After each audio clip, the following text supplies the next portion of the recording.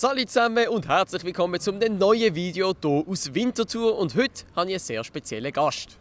Hallo zusammen, ich bin Janosch und die meisten kennen mich wahrscheinlich von einer bekannten Fernsehsendung. Ja, zu mehr wie zum Bachelor hat es bei dir nicht gelangt. Aber ich glaube, wir verlieren auch gar nicht zu viel Zeit mit der Abmoderation, sondern fangen gerade an Fragen stellen.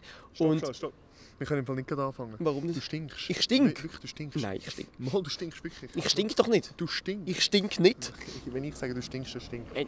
Aber ich habe etwas für dich. Und Okay. zwar ist das neue Axe. Und zwar heisst das Leather und Cookies und schmeckt auch so. Und wenn dir etwas wird helfen, dann definitiv nur das. Also probier das mal schnell aus. Entschuldigung, ich stink nicht. Ich brauche doch jetzt kein Deo. Nein, ehrlich. Also wenn das gut schmeckt, Janosch, dann melde ich mich beim Bachelor an. Okay. Fuck. Fuck, das darf nicht Ja, wahr sein. und ich sage dir eins, das mag ich dir jetzt so richtig gerne. Weil du hast gesagt, bei mir jetzt nur zu einem Bachelor gelangt, aber ich mache jetzt einen richtigen Bachelor aus dir. Nein. Ich gebe dir Tipps und zeige dir, wie man durch das Ganze durchkommt.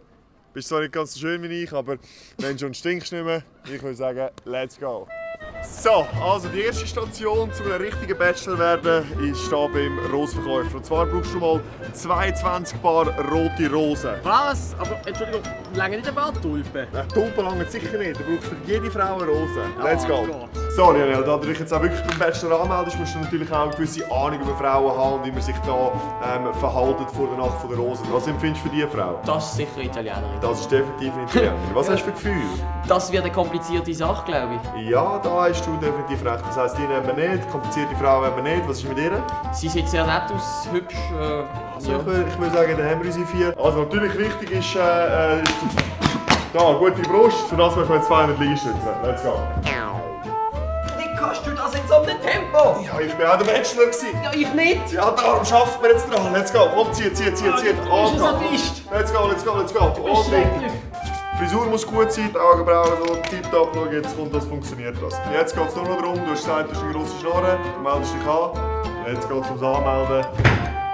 Da.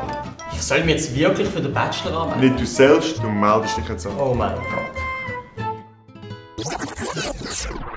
Also wenn das gut schmeckt, Janosch, dann melde ich mich beim Bachelor an. Fuck.